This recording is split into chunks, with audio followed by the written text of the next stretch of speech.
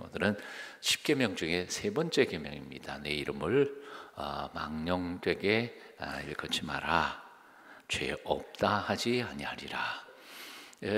말이 막 뺑뺑 돌렸죠. 죄가 없다 하지 아니하리라. 죄 있다 없다? 있다는 거죠. 부정에 부정을 써서 죄가 있다는 말을 그렇게 뺑뺑 돌렸을까? 그 이야기는 이제 성경만 그런 건 아니고요.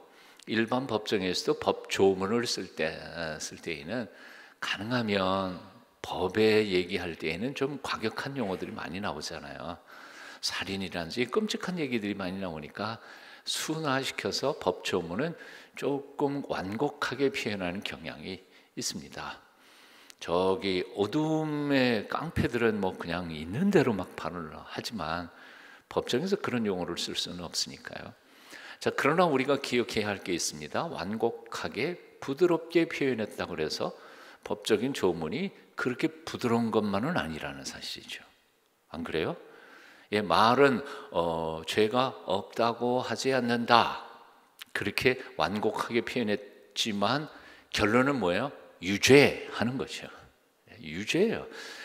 재판정에서 유죄 그러면 가야죠. 무죄 그러면 풀려나는 거지만요. 그러니까 하나님께서 여호와 하나님께서 당신의 백성에게 내 이름 망령되게 일컫는 자 죄가 없다고 말하지 않을 거다. 그러면 죄가 있다. 그러면 그 대가에 대해서는 내가 책임을 져야 된다 하는 어떻게 보면 굉장히 무서운 표현이라 그 말입니다. 그래서 종교개혁자의 연구 가정의 한 사람인 토마스 왓슨이라고 하는 사람은 이렇게 표현했습니다. 하나님은 그의 이름을 망령되게 일컫는 자를 죄 없다 하지 아니하신다. 이건 그대로 인용한 거죠. 오히려 그런 자를 범죄자로 간주하시고 엄히 처벌하실 것이다. 이 세 번째 계명은 이렇게 무서운 계명이라는 거죠. 사실 생각해 보면 그렇습니다. 하나님이 누구예요? 천지의 주인이십니다. 우리의 생명을 태어나기도 하고 데려가시기도 하시는 우리의 생명의 주인이시기도 합니다. 우리를 흥하게 하기도 하고 망하기도 하시는 분이 하나님이십니다. 그런데 그 하나님의 이름을 망령되게 일컫든지 부르든지 하는 거 죄 없는 게 아니다. 죄 있는 거다. 함부로 해놓고 하나님 앞에 심판받을 각오를 하고 해야 된다는 얘기예요. 그런데도 불구하고 요즘에 우리의 현재 실정 속에는 사실 함부로 대할 때가 참 많이 있다는 거예요. 성경이나 혹은 일반적인 문화권 속에서 이름이라고 하는 것은 그 이름으로 대표된 인격이나 사람을 그대로 상징하는 거죠. 서정호 그럼 누구예요? 여기 서 있는 사람이에요. 그러니까 벽보에다가 서정호 나쁜 놈 그럼 내가 나쁜 놈이지 그 이름이 나쁜 놈은 아니거든요. 그러니까 그 이름을 함부로 하면 나에게 함부로 하는 것인가 똑같은 거죠. 똑같은 거예요. 요즘에는 민주주의가 되다가 보니까 뭐 민주주의는 위아래 없는 거죠. 그러다가 보니까 사실은 함부로 대하는 일들이 너무너무 많다고 보니까 사람 위에 사람 없고 사람 아래 사람 없어요. 다 공평해요. 그럼에도 불구하고 그렇다고 해서 질서를 아무렇게나 막 해도 된다는 건 아니지 않아요? 선생님은 선생님이고 학생은 학생이죠. 예? 학생이 선생님하고 그냥 막 함부로 막 뒤섞여서 산다고 그런다면 이거는 질서가 없어지는 거죠. 민주주의 국가의 가장 대표적인 그래도 제대로 역사상 제일 민주주의가 잘 됐다고 하는 나라가 바로 미국이지 않아요?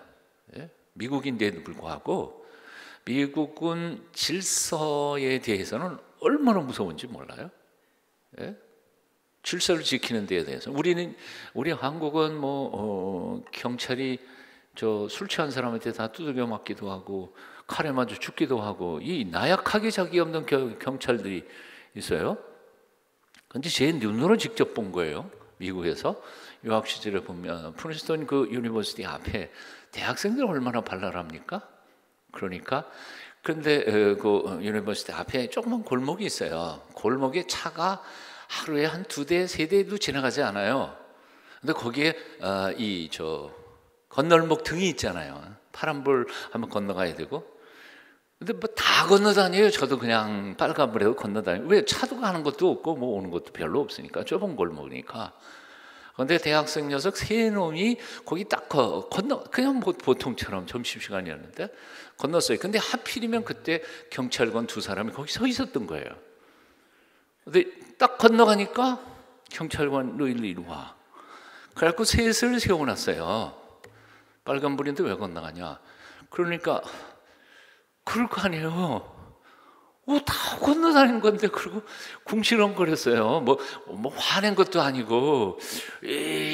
그러는데 총 딱 빼더니 한마디 하는 거예요. 그러니까 얼마나 놀랐겠어요. 예? 거기서 지압을 주는 거예요. 길바닥에서 학생한테. 꼼짝없이 당해요. 그래서 이야, 무서운 세상이야. 무서운 세상이에요. 경찰관의 그 권력이 너무 남용되는 것도 사실인 건 사실이에요. 그리고 특별히 인종 문제에 대해서 남용되는 건 사실이지만, 그러나 경찰관이 그래서 잡혀 들어가는 일들은 거의 없어요. 왜냐하면 법과 질서를 지키는 사람들이기 때문에 그런 걸 그냥 주는 거예요. 민주주의 국가의 핵심은 사실은 질서이고요. 너, 나 모든 사람이 평등하다가 보니까 다 평등하게 해야 되지만, 그러나 평등하다고 아무렇게나 막 너, 나 하다가 보면 사회는 엄청나게 질서가 무질서가 되어버리니까 그건 어쩔 수 없는 거예요. 지킬 건 지켜야 돼요. 지키지 않는 사람에 대하여는 법은 무서울 수 있는 거죠.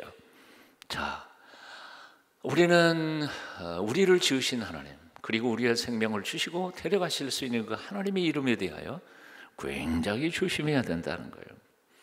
망령되이 일컫지 말라. 그런 뜻이 뭘까? 히브리어 단어의 뜻을 보면 공허하게, 헛되게, 깊이 생각하지 않고 가볍게, 그런 뜻들입니다. 그러니까 하나님의 이름을 아무런 생각 없이 습관적으로 마구 불러대는 것은 그건 하나님의 이름을 망령되이 부르는 것이다 라는 것이에요. 그래도 사실은 뜻이 잘 안 통해요. 하나님의 이름을 망령되이 일컫는다, 그런 말이 어떤 뜻일까? 우리 교회도 한번 오셔서 성경도 몇 번 하셨죠. 강의도 하고 설교도 해주셨죠. 구약신학자 중에 참 재미있는 저 목사님 한 분 계셨어요. 그 양반이 재미있는 구약에 대한 책들을 많이 쓰셨습니다. 그 중에 책이 조금만 얇은 책이지만 한번 따라해 보실래요? 교회 다니면서 10계명도 몰라? 그게 책 제목이에요. 교회 다닌다면서 10계명도 몰라? 그게 무슨 교인이에요? 그게 무슨 크리스찬이야? 오늘도 양심의 가책이 딱 되면 오늘 예배 끝나고 내일 빨리 가가지고 그 책 사서 꼭 읽어봐요. 얇은 책이니까 뭐 앉아가지고 한 30분이면 다 읽어요. 그리고 또 학문적으로 쓴 게 아니라 재미있게 썼어요. 참 재미있어요. 교회 다니면서 10계명도 모르는 사람들은 꼭 그 책을 읽어야 돼. 근데 그 책에 3계명을 얘기를 하는데, 하나님의 이름은 내 이름을 망령되이 일컫지 말라, 그 말을 어떻게 번역했냐면 이런 거예요. 내 이름에 먹칠하지 마라. 감동받는 사람이 없네요. 참, 내가 그걸 보면서 이야, 참 재미있게 번역을 했다. 이름에 먹칠한다는 뜻이 무엇인지 아세요? 예, 이게 우리 조상님들이 생각했던 거예요. 이름에 먹칠한다는 것은 어떻게 보면 굉장히 중요한 얘기예요.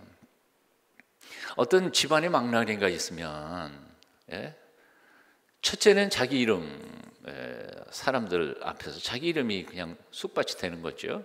자기 이름만이 아니에요. 아버지의 이름에 훼손을 해요. 그리고 가문의 가정교육을 제대로 받지 못한 놈이다. 그럼 가정교육에 대한 얘기예요. 그 가문이 욕을 먹어요. 그래서 그 가문에서는 아주 못되고 그랬다 그러면 어떻게 해요? 호적에서 이름을 지워버려. 호적에서 이름을 어떻게 지워요? 먹으로 지우는 거지. 그러니까 먹칠하는 거예요. 먹칠하는 거예요. 먹칠하는 사람, 이건 우리 집안 애도 아니고, 이건 내 아들도 아니고, 이거는 달성서씨 집안도 아니고, 이건 뭐예요? 이게 뭐 나쁜 놈이야. 이거는 어떻게 돼먹은 놈인지 몰라. 이건 다 우리 집안에서 가문에서 다 내쫓은 사람이야. 그게 바로 가문의 이름에 먹칠하는 거예요. 아버지 이름에 먹칠하는 자식들. 하나님 아버지, 그 거룩하신 하나님이 이름에 먹칠하는 그리스도인들, 이 참 기가 막힐 노릇이는 거예요. 실제로 크리스찬이라 그러면서도 예수 믿는 사람들 때문에 하나님의 이름이 얼마나 모독을 많이 받느냐 하는 거예요.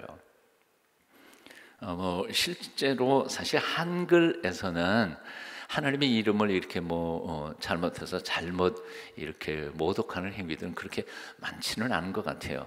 근데 이제 가끔씩 듣는 건, 그건 모독이라고 말할 수는 없지만 습관적으로 하는 사람들이 있죠. 아버지. 기도하다가 맥히면 그냥 아버지 하는 사람들 있고요. 그리고 들고 가다가 뜬거 놓치면 아이고 아버지. 그런데 그 아버지가 어떤 아버지인지 잘 모르겠어. 아이고 하나님 하고 아이고 아버지 하고 똑같은 거 아니에요, 느낌이? 그러니까 하나님을 그냥 감탄 용어 하나로 그냥 표현해 버리니, 이거는 정말 조심해야 할 것들이 아니냐 하는 거예요. 근데 우리나라는 그 정도에 지나지 않지만, 영어권에서는 2000년 동안 저 성경 문화권 속에서 살다가 보니까 그 문화권에서 살면서 하나님의 이름을 정말 잘못 쓰는 사람들이 너무너무 많은 것 같아요. 영화를 보다가 보면 사람들이 그냥 습관적으로 얘기하는 거 있죠. Jesus, God damn.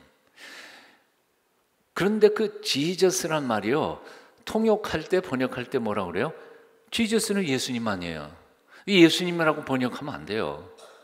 요게 그냥 제기랄 그렇게 번역이 돼요. 젠장 이렇게 번역이 돼요. 번역하는 것들 보면 예수님을 그렇게 번역을 해놔요. 그러니까 와, 이게 얼마나 속이 상할 노릇이에요. 그게 자기의 버릇처럼 그렇게 했으니까. 이게 바로 하나님의 이름을 너무 가볍게 막 불러대고 그리고 공허하게 사용하는 것을 말하는 것이죠. 사실 조금만 더 얘기를 해보면 그렇습니다. 우리나라 문화권 속에서는 어른들의 이름을 함부로 부르지는 않았죠. 예. 아버지 이름 함부로 불렀어요? 너희 아버님 함자가 어떻게 되시냐? 그러면 뭐예요? 서정호입니다. 그래요? 이건 배운 게 없구만. 그러죠. 한자를 배운 적도 없어. 그렇지만 정자, 오자 쓰십니다. 정자가 무슨 정자인지도 모르고 오자가 무슨 오자인지도 몰라. 그냥 정자, 오자 쓰십니다. 그래도 조금 배우긴 배웠어요. 함부로 못 배웠지만 하여튼 그래도 어른 이름을 함부로 부르지 않는다는 거를 배웠으니까 너 집안도 조금 훈련을 받았구나, 그렇게 이해되죠. 어른들의 이름을 함부로 부르지 않았다는 것은 둘째 쳐놓고요, 사실은 아버지가 자식 이름도 함부로 안 불렀어요. 아들이 20세가 되고 성년이 되어서 어른 대접을 하기 시작할 때가 되면 오래전 얘기입니다만, 그 집안에서 아버지는 아들에게 이름 하나를 더 지어줍니다. 그걸 호라고 그러죠. 부를 호. 그래서 본래 아들 이름을 함부로 아버지가 부르지 않습니다. 호를 부르죠. 호를 불러요. 그 이유는 간단합니다. 어른이 되면 장가가고요, 그리고 아이를 낳고요. 그러면 아이를 낳게 되면 그 아이, 즉 손자의 아버지가 자기 아들 아니에요. 손자 앞에서 아버지 이름을 막 부를 수는 없잖아요. 예? 그러니까 그 아들을 대우하기 시작하면서 아들의 이름을 함부로 부르지 않습니다. 이게 바로 이 한국 사회의 문화적 전통이에요. 이것은 정말 아름다운 전통이라고 생각해요. 얼마나 아름다워요? 집에 가셔서 아직도 아들내미가 딸내미가 딸은 옛날에는 없었지만, 그 호가 없었지만 지금이라도 어때요? 호를 좀 지어주세요. 이쁘게. 그래서 이제는 손자나 손녀 앞에서 아들, 딸 이름 함부로 부르지 말고, 예? 야, 손자 이름에다가 누구 애미야 그렇게 부르지 말고 이쁜 이름 하나 지어서 불러주면 참 좋겠습니다. 우리 동성교회부터 이런 가문, 문화 생기면 얼마나 좋을까요? 됐다. 오늘부터는 20살 이상 넘어간 사람들은 호 하나씩 짓기.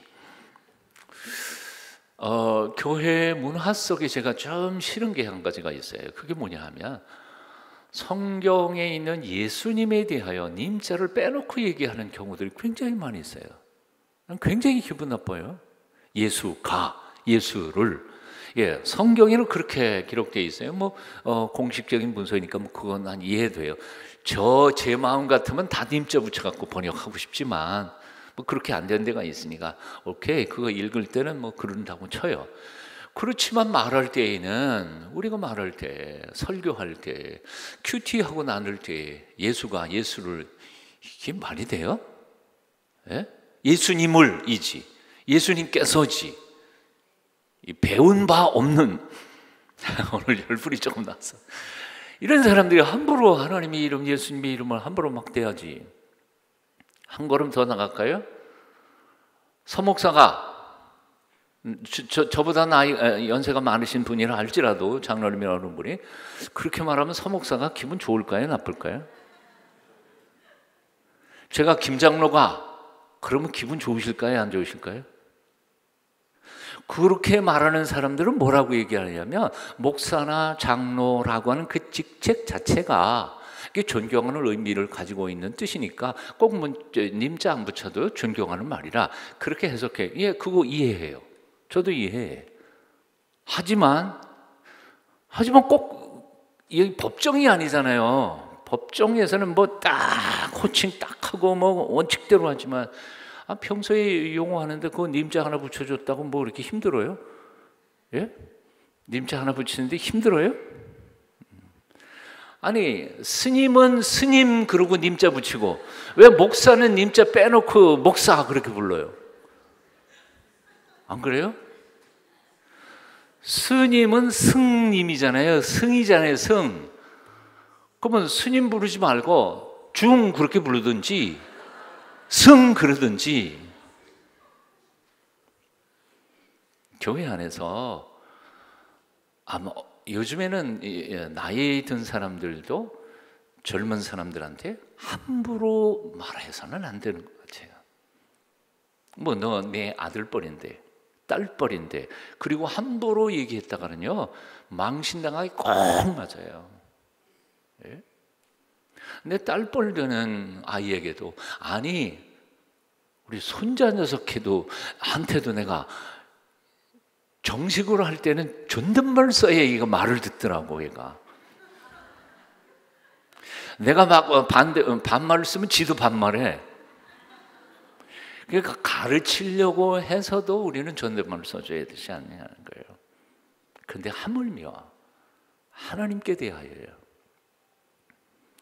대학 다닐 때 저는 이제 글씨도 배우고 한문학 공부를 해야 되니까요. 교수님 모시고 온 동네 돌아다니면서 탁본이라는 걸 했습니다. 설악산 신흥사에도 들어가가지고 거기 목판본들 꺼내가지고 탁본도 하고 비석은 비석 있는 데마다 유명한 비석들은 다 쫓아다니면서 화선지해가지고 탁본해서 그걸 만들어가지고 와서 표본하고 이런 게 이제 여름에는 꼭 다니는 행사였었는데요. 탁본하면서 비석을 읽다가 놀라운 사실 하나를 발견했어요. 쭉 읽어가다가 어떤 비석에는요 본래 한 20줄 써야 되는데 2줄 써놓고 이 밑에가 비어 있어요. 아무것도 없어. 그리고 그 다음 줄로 넘어갔어요. 그러니까 이게 왜 이럴까? 어떤 거는 이 밑에 갔다가 오고 또 2줄 하면 딱 쓰고 그 다음 줄로 넘어가기도 하고. 근데 발견한 사실은 뭐냐면 교수님도 설명을 해주셨으니까요. 예, 임금님의 이름은 밑에다가 쓰면 안 돼요.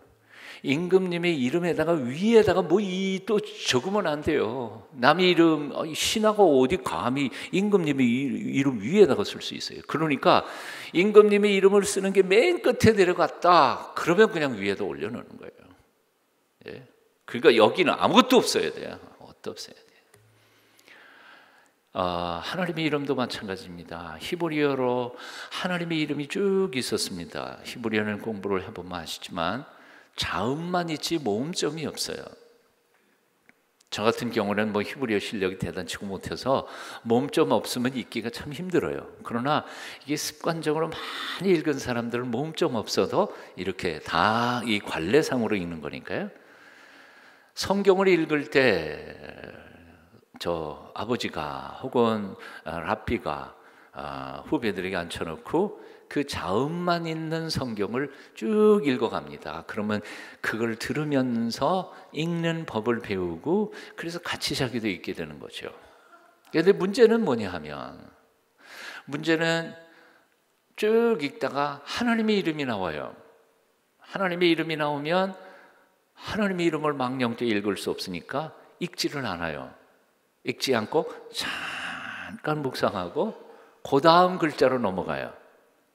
그렇게 수세기, 수세대가 흘러가다가 보니까 그만 그걸 어떻게 읽는지 모음점도 모르고 아무것도 없으니까 못 읽게 된 거예요. 그래서 나중에 어떻게 읽어야 되나 그러고 고민하다가 뭐 주라고 하는 말인데 아도나이라고 하는 모음점을 거기다 붙여서 읽어보니까 여호와가 된 거고, 근데 그게 아니구나, 아도나이 붙이면 안 된다, 뭐 그래서 새롭게 연구해가지고 지금은 야훼라 그렇게 읽기도 하고. 그런데 정확한 건 아무도 몰라요. 한마디로 말해서 하여튼 하나님의 이름을 우리는 읽을 수 없어요. 왜요? 그만큼 유대인들은 하나님의 이름에 대하여 공경하는 모습으로 그렇게 되어 있다는 거예요. 자, 이제 말씀을 이 부분에 대해서 말씀 조금 정리를 해보겠습니다. 한국 교계에서 보수, 진보 통틀어서 가장 존경했던 조직 신학자가 한 사람이 있어요. 호주에서 멜번에서 공부를 하고 거기서 목회하시다가 제가 신대원 1학년 때 들어오셔서 가르치시다가 신대원 3학년 졸업하고 다음 해에 세상 떠나셨어요. 공부하고 들어오셔서 4년, 5년밖에는 가르치지 못하셨어요. 왜냐하면 너무 과로하시다가 과로로 세상 떠나신 분이에요. 책 몇 권 쓰시고는 그만뒀는데 너무 아쉬운 분이시죠. 얼만큼 유명했냐 하면 그분이 이제 강의 실러버스 강의 계획표가 시간표가 딱 나오면 5분 만에 학생들이 꽉 차요. 그 강의는 300명, 30명이면 30명. 그런데 그 강의실에는 30명이 아니고요, 최소한 150명에서 200명이 들어가요. 신청을 못한 사람. 그럼 강의실이 그때만 해도 조금 했거든요. 그러니까 못 듣잖아요. 그래서 창문을 다 떼요. 복도 창문, 밖에 창문 다 떼고 밖에서 듣는 거예요. 서서 3시간 동안 그 강의를 들어요. 너무너무 귀한 분이셨어요. 근데 그분이 제가 신대원 졸업하면서 마지막 3학년 2학기 말쯤에 졸업 얼마 남겨놓고 그분을 모셔서 1박 2일 하면서 그분이 말씀을 들었어요. 그런데 그 후로는 못 뵀으니까 2년 뒤에 돌아가셨으니까 그때가 마지막 유언이었죠. 그때 우리에게 남겨주신, 이제 신학교를 졸업하고 목회 현장으로 가는 신학생들에게 남겨주신 말씀이 7마디, 그야말로 딱 아예 의도적으로 그러셨던 것 같아요. 7마디를 그때 독서 카드에다가 제가 아주 또박또박 다 적어서 아직까지도 마음속에 새기는 게 있는데, 그 중에 제일 첫 번째가 뭐냐 하면 바로 이런 것이에요. 거룩한 것으로 농담 따먹기 하지 마라 하는 것이었어요. 거룩한 신앙의 문제를 가지고 농담하지 마라 하는 거예요. 교회 안에서도 뭐 우스갯소리 한답시고 신앙의 문제에 대하여, 교회의 제도에 대하여 이 농담하면서 깔깔대리고 웃고 하는 것에 대해서 이건 신앙이 아니라는 거예요. 여러분, 신앙이라는 게 뭐예요? 우리 목숨 걸고 하는 거 아니에요? 우리 영혼을 거는 거 아니에요? 영생을 걸고 하는데 그거 가지고 농담할 수가 있겠냐 그 말이에요. 이건 농담. 그게 첫 번째 말씀이었는데 정말 지난 한 30몇 년 동안 목회하면서 소위 목사라고 하는 사람들이 혹은 장로님이라는 분들이 교회 일 가지고 혹은 하나님의 일, 거룩한 성경 말씀을 가지고 농담하는 것에 대해서는 정말 속상한 것은 사실이었어요. 기왕에 나왔으니까 7개 중에 하나는 더 소개를 해줘야 되겠죠. 예. 그분이 하신 말씀 중에 하나가 바로 그거예요. 목사들은 대접을 많이 받아. 그러니까 밥 좀 사줘. 그게 그 7개 중에 하나였어요. 그래서 제가 잘 들으면서 저는 정말요, 장로님도 밥 많이 사줬고요, 후배들뿐만 아니라 웬만하면 제가 밥 절반은 얻어먹고 절반은 사주고 그랬습니다. 그래도 가난해지지 않았어요. 목사는 맨날 얻어만 먹는다, 이 거지 새끼도 아니고 말이야. 이런 나이면서 좀 밥 좀 사주세요. 뭐 이상한 얘기, 여러분들 얼굴이 함께 더불어 먹고 마시면서 오갈 때 거기에 정이 붙고 사랑이 붙는 거지. 그저 밥 한 끼 안 사면 좀 문제가 될 것 같아요.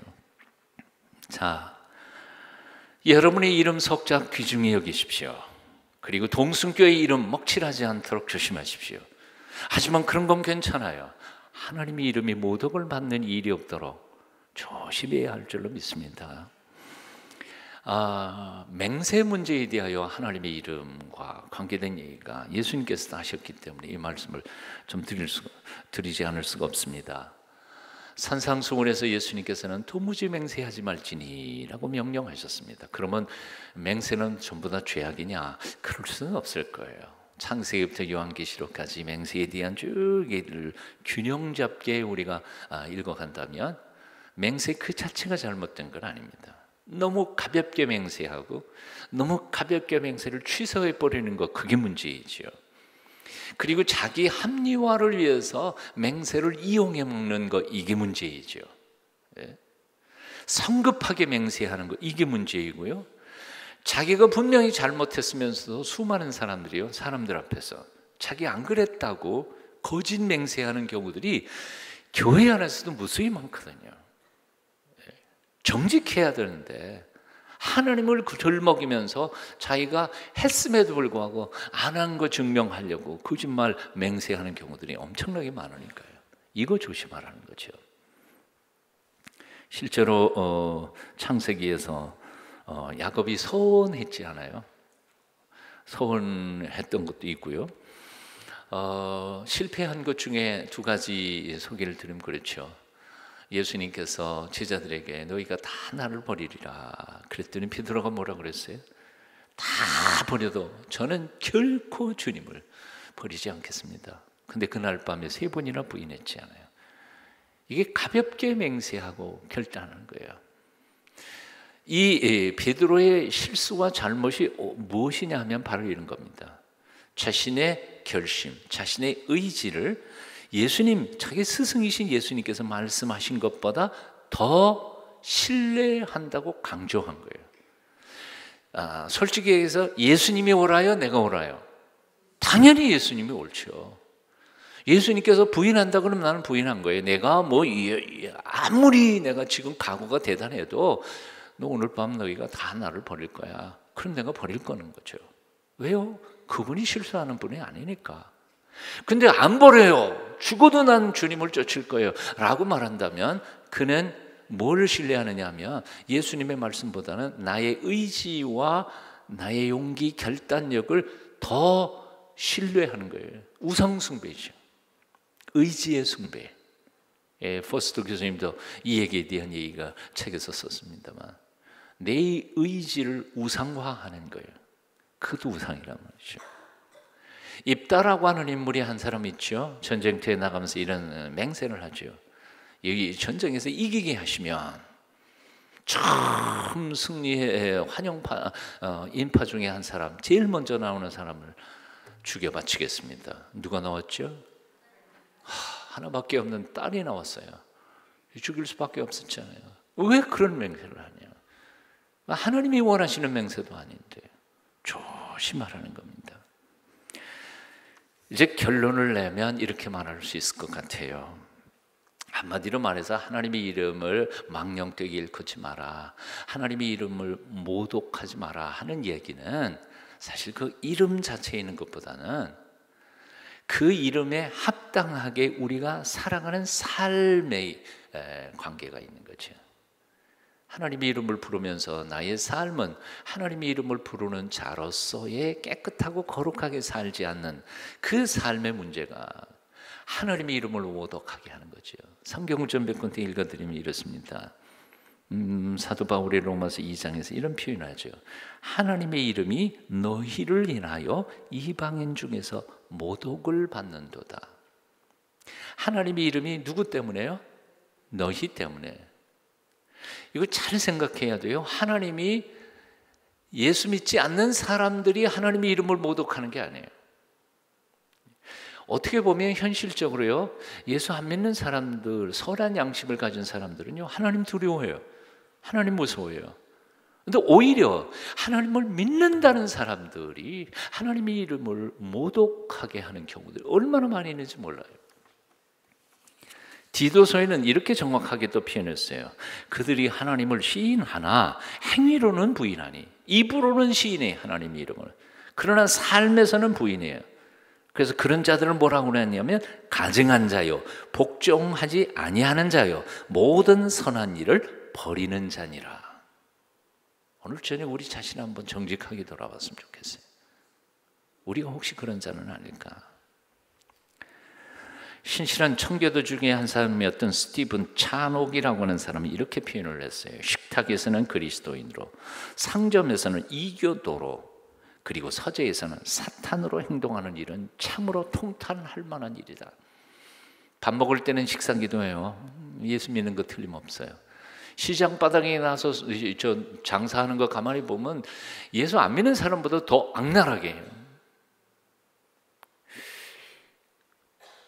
그 임은, 가난한 사람들이 임은, 좀 임은 남기면서 그 사람들 살아야 될 거 아니에요. 그거 좀 해줘야지. 나의 이익만을 위해서 더 가난한 사람들 이문까지도 내가 착취하는 것은, 그건 하나님이 원하는 게 아니잖아요. 어떤 분이 글 쓴 거 보면서 제가 느끼는 게 그거예요. 여러분 제발 시장 좌판에 가가지고 좌판 놓고 파시는 할머니 할아버지는 없네 참. 할머니들 좌판에서 너무 깎지 말란 말이에요. 예? 세상에 그 콩나물 값 좀 깎아가지고 뭘 그렇게 뭐 부자 되겠다고. 어떤 분, 어떤 권사님인가 어떤 여자 집사님이 그 글 쓴 거를 제가 읽어봤는데요. 자기는 좌판에 나가고 저 뭐예요, 복숭아나 뭐 과일이나 이런 거 사게 되면 살 때 반드시 뭐예요? 좋은 거부터 골라요?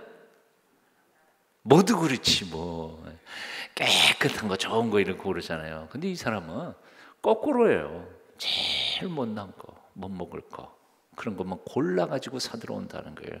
그러다가 보니까 거기 좌판에 앉아있는 분이 이상하다고, 이게 더 맛있다고, 이게 더 크다고, 이게 싸다고, 근데 골라가는 걸 보면 웃으면서 이렇게 말했다는 거예요. 예, 제가 이렇게 사야 또 할머님도 좀 이문 좀 남기시죠. 전도가 되는 거예요. 예수 믿는 사람이요. 뭔 얘기하다 이 얘기까지 나왔네요. 어떤 친구 목사님하고 얘기하다가 이런 얘기 나왔어요. 그 목사님 참 신실한 기도 많이 하시는 목사님이신데 이렇게 얘기를 합니다. 나는 우리 교인들이 교회에서 좋은 사람들이 아니라 시장 바닥에서 좋은 사람들이 되었으면 좋겠다. 그 얘기가 무슨 뜻인지 이해가 되세요? 교회에 나오면요 다 천사예요. 목사 앞에서 아각거리고 싸우는 사람 봤어요? 예, 적어도 서정원 목사 앞에서는 얌전하고 착한 사람, 천사가 되기를 원하죠. 그런데 시장에 나아가서 사업의 현장에서 거기서 칭찬 듣는 사람이 돼야지 예배당에서보다는. 옆에 있는 사람 얼굴 쳐다보시면서 한마디 꼭 집어서 얘기를 해주셔야 되겠습니다. 집사님, 교회에서보다 시장에서 더 좋은 사람이 되십시오.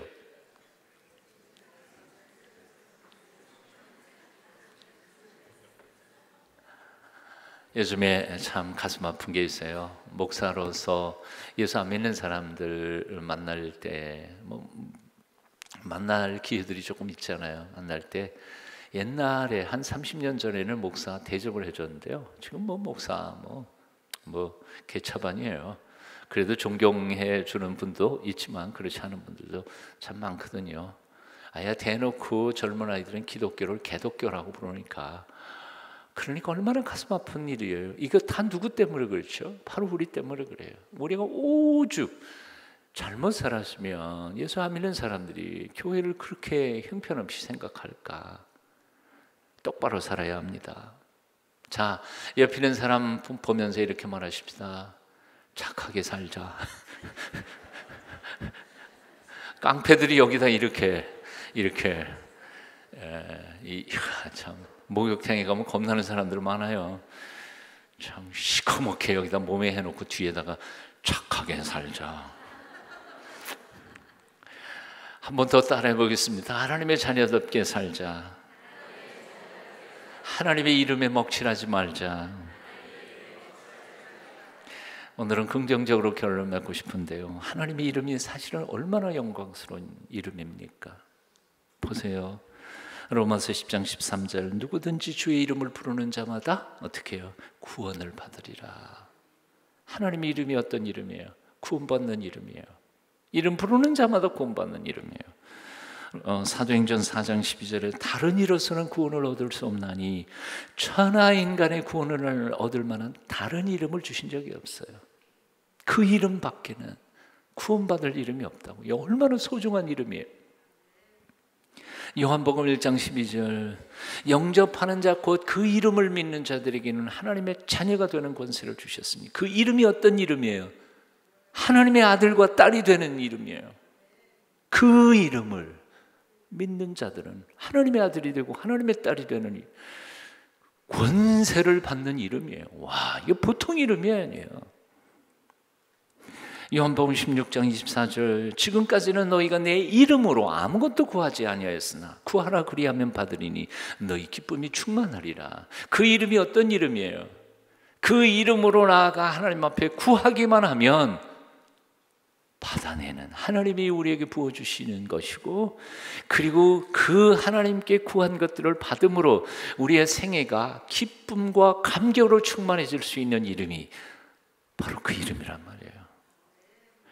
다윗은 자기보다 2배는 큰 골리앗을 향해서 나아가면서 이렇게 소리쳤잖아요. 너는 칼과 단창으로 나아오네요. 나는 만군의 하나님 여호와, 네가 모독하는 이스라엘의 하나님의 여호와의 이름으로 내게 가노라. 그리고 승리했잖아요. 하나님의 이름이 어떤 이름이에요? 이 강팍한 세상 한복판에서, 팍팍한 세상 속에서 우리로 하여금 넉넉히 승리하게 만드는 이름이라고요. 이 이름이 얼마나 소중한 이름이에요. 얼마나 위대한 이름이에요. 이 이름의 능력을 믿으시죠?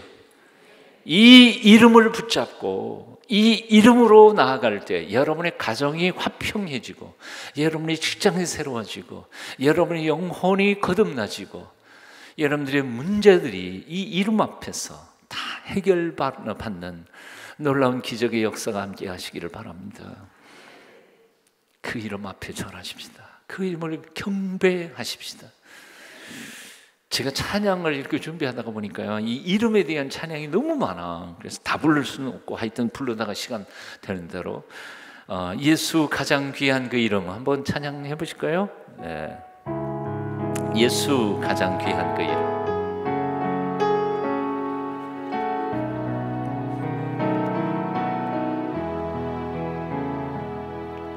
예수 가장 귀한 그 이름 예수 언제나 기도 들으사 오 예수 나의 손 잡아주시는 가장 귀한 그 이름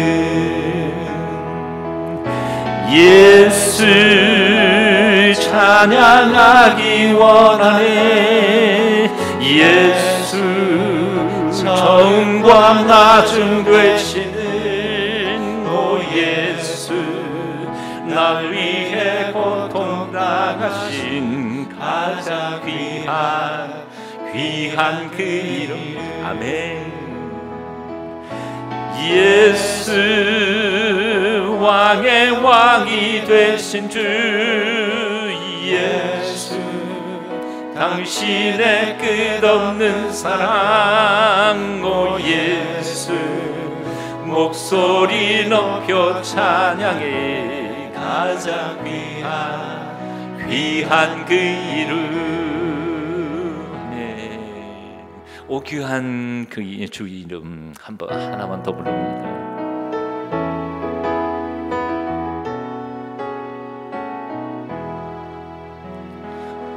오 귀한 주 이름 오 귀한 주 이름 오 귀한 주 이름 예수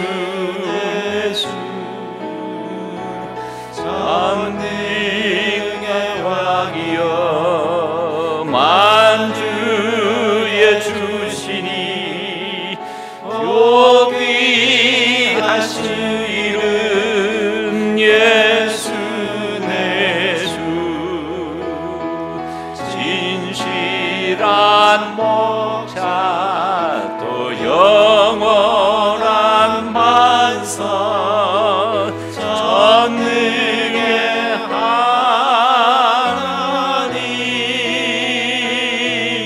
하나님 엎드려 절하고 사랑을 드리세 오 귀한 주 이름 예수 기도하겠습니다. 사랑의 주 예수님 그 아름다운 이름 능력 있는 이름 그 이름 존귀하게 여기겠습니다. 가볍게 부르지 않겠습니다. 그 이름 찬양하겠습니다. 그 이름의 능력을 믿습니다. 구체적인 삶 속에 그 이름 때문에 우리의 삶을 온전히 하나님께 맡겨드리며 기적을 경험하면서 살아가는 남은 생에 살기를 소원합니다. 붙잡아 주시옵소서. 예수님의 이름으로 기도합니다. 아멘.